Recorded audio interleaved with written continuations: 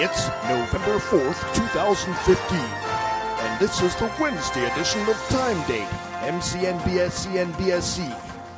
Tonight, SIRDS, a controversial diagnosis creating a firestorm of controversy in the medical community. I just want my life back. Tonight, the controversial figure known only to the public as comes forth to expose his controversial story to the firestorm of controversy surrounding this controversial issue. Now, on Time Date, MCNBSCNBSC.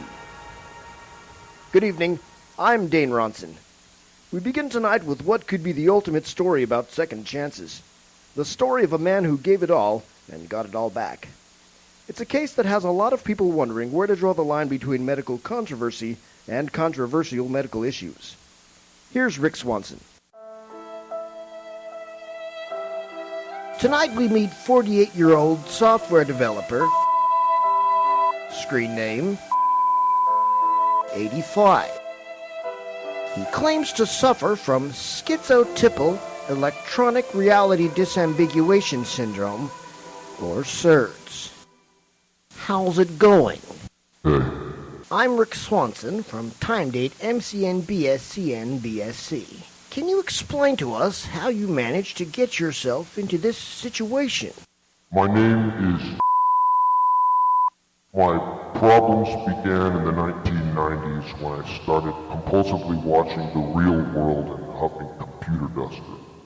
I watched Dateline NBC, Cops, America's Most Wanted, real stories of the Highway Patrol, To Catch a Predator, and Unsolved Mysteries, to name just a few. I lost my hard drive, my cat, everything. In 2004, I heard that the A&E network was holding auditions for a reality show about men who had watched so many reality shows about police that they thought they were in a reality show about police, but I couldn't pass the drug test. I finally hit rock bottom when I found myself auditioning for a reality show hosted by Maury Povich about reality show addicts auditioning to be on various reality shows. And that was where you met your wife. Is that correct? Yeah, that was where I met my wife, who was also diagnosed with SIRDS. Her problems started with Ace of Cakes and The Bachelor, then moved on pretty quickly to Battle of the Network reality stars, Make Me a Supermodel, and The Hasselhoff. Before we really even knew what was happening, she was heavily into The Real Housewives of Atlanta, The Real Housewives of Orange County, The Real Housewives of New Jersey, The Real Housewives of Zimbabwe, Snooki and JWoww, Vanderpump Rules, Keeping Up with the Kardashians, Kourtney and Khloe Take the Hamptons. It just went on and on. And in her spare time, she would send emails to Andy Cohen about this crazy idea she had for a reality show about women who are married to men who have developed an addiction to watching reality shows about women who are married to men who don't want to be on their reality show. We hardly even saw each other.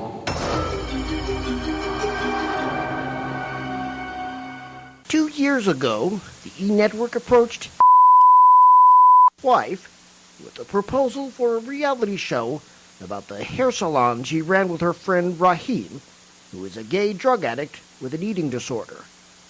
When the producers decided to pass on it because her life seemed a little too realistic, Raheem entered a downward spiral, seeing the proposed reality show as his only ticket out of the reality of his depressing life as a reality show aspirant addicted to OxyContin and gelato. Tell us about Raheem. Raheem comes from a family of Reformed Persian Mennonites who are estranged from him because they hate gays. They actually had a reality show on Lifetime about the shoe store they ran down in East Oakland and the challenges they faced living amongst the Latino community there. At one point, 6 cast members, a cameraman, and an associate producer were involved in a physical altercation with members of a rival reality show about a Filipino born-again Christian family who ran a small church 2 doors down from their store. The incident actually ended up being featured on an episode of Cops. After doing a little investigative work, the Time Date team found that the arresting officer had had his own reality show on Spike about policemen who are into LARPing as policemen while off duty. It's a sex thing. But when the police department found out about it, he was fired and sent to prison for impersonating a police officer while off duty. While incarcerated, he was profiled on an episode of National Geographic Lockdown about cops who have been sent to prison for LARPing as cops. Off duty. For sex. That's my favorite show right now.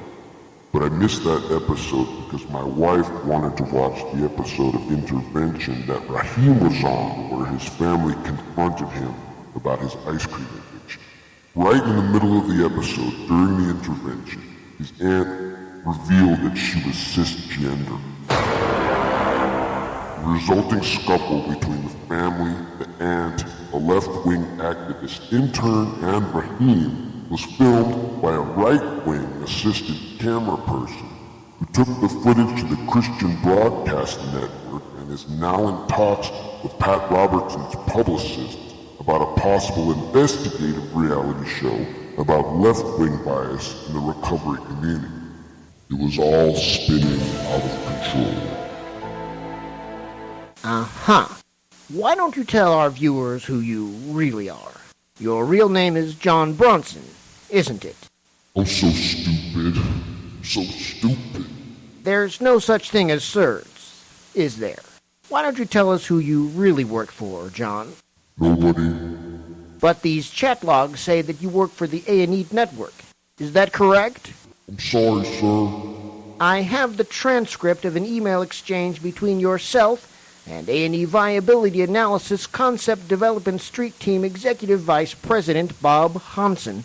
And I quote, John, we're working on a pilot for an investigative reality show about news-based, dramatized, investigative reality shows. We want you to make up some goofy story and get on Time Date MCNBSCN BSC with Rick Swanson. We'll send you in with a hidden camera. See if you can get under Swanson's skin.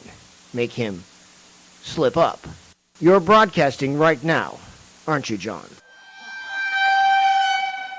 That's right, Rick. Good evening. I'm John Bronson. Tonight on Mystery Files, we take a look at the sordid world of news-based, dramatized, investigative reality programming. How much did Rick Swanson and the Time Date team really know about the fraudulent, so-called SURDS epidemic allegedly sweeping across the nation?